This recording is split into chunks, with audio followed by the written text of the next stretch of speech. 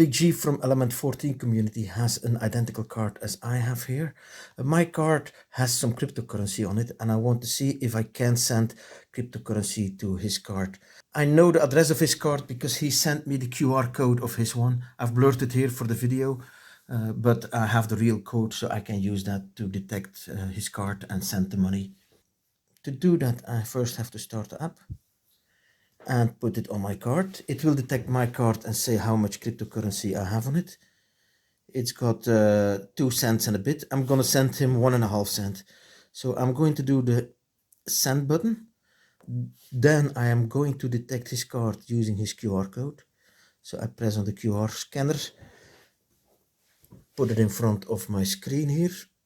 Of course, it won't recognize this one because this is not the real one.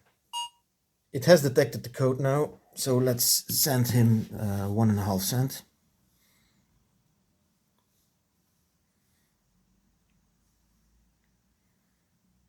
Then confirm by tapping my card against the back of the phone again.